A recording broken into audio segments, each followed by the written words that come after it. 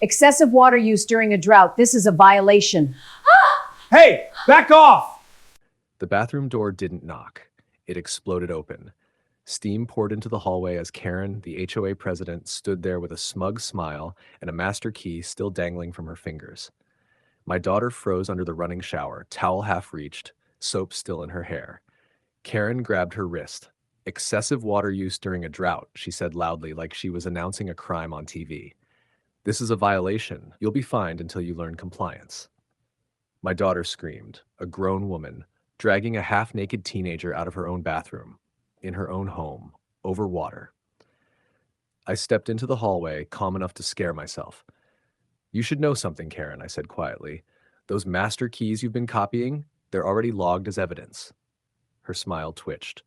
For the first time, she blinked. She tried to recover, lifting her clipboard like a shield.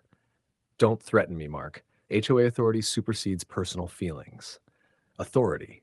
That's what she called it. Breaking into private homes, touching minors, humiliating families in the name of community guidelines. What Karen didn't know was that I wasn't just a homeowner. I'm a detective. 17 years in property crimes, and what she'd just done wasn't a civil issue. It was unlawful entry, harassment, abusive access systems, criminal. Behind her, my daughter stood shaking in a towel, tears cutting through the steam.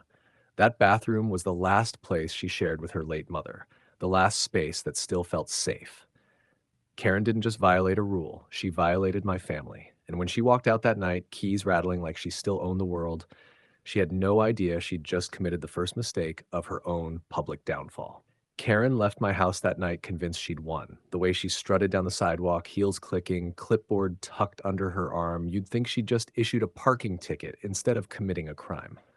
By morning, she'd escalated. Bright red violation flyers were plastered across the cul-de-sac. Repeat offender, excessive water usage, penalties forthcoming. She didn't mention breaking into my home. She framed it like I was the problem. That's how she always worked. Control the narrative.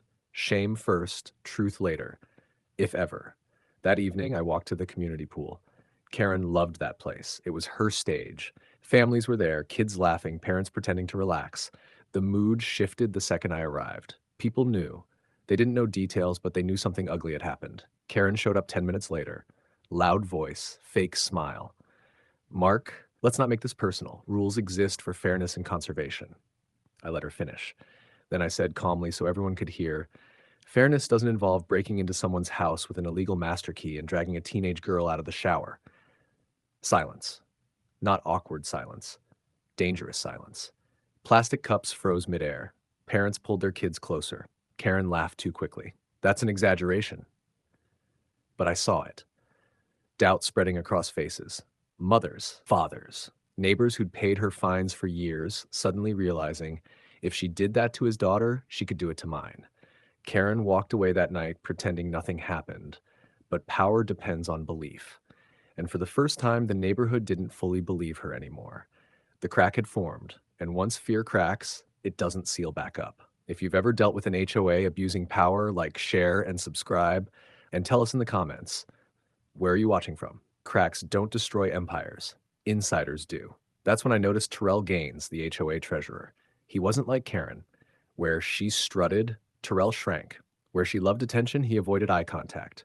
I saw him one evening outside the HOA office, standing under the flickering fluorescent light, clutching a briefcase like it was the only thing keeping him upright. When he saw me, he froze. Not guilt. Fear. Real fear. I walked over slowly, hands visible, voice neutral. Evening, Terrell. He nodded too fast. His eyes kept darting back to the office door, like Karen might burst out any second. Sweat ran down his temple even though the night air was cool. I didn't accuse him. I didn't threaten him. I just said one word. Karen. His shoulders twitched. Then I mentioned the master keys. His jaw tightened. That told me everything. Terrell wasn't loyal. He was trapped. Years of intimidation had turned the board into a cult. Karen signed the letters. Karen made the threats. But Terrell handled the money, the records, the emails, the paper trail. He knew where the bodies were buried. I leaned against my car and stayed silent. Silence does what pressure can't. It gives people room to confess to themselves. Terrell's briefcase slipped from his shoulder. He grabbed it like it might run away. Finally, he whispered, barely audible, She told us it was legal. That was it. Not a defense. A crack. When he drove off, he looked back at me twice, not like an enemy, like a man deciding whether to betray a tyrant or stay her prisoner. Back home, my daughter sat by the stone fountain, tracing the edge with her fingers. "She won't stop, Dad," she said quietly. I looked at my phone. No messages yet, but I knew something had shifted. Terrell wasn't if. Terrell was when. The message came the next morning. No name, just a number I didn't recognize. "We can't keep this up. Meet me tonight. No one else can know." I didn't need a signature. I already knew it was Terrell. We met behind the community maintenance shed, the one Karen never visited because it wasn't presentable.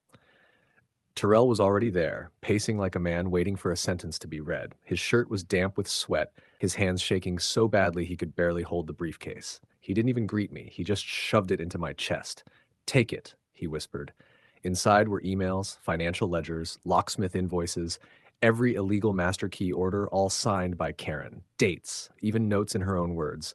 Additional copies ensure compliance. Don't disclose. My pulse slowed. Not panic. Precision. Then Terrell broke. "She's been diverting the fines," he said, voice cracking. "Not to the community, to private accounts. Thousands, maybe more. She threatened me if I questioned it, said she'd destroy my property value, my job, my life." So that was it. Not just abuse of power, fraud, extortion, financial crimes, real charges, real prison time.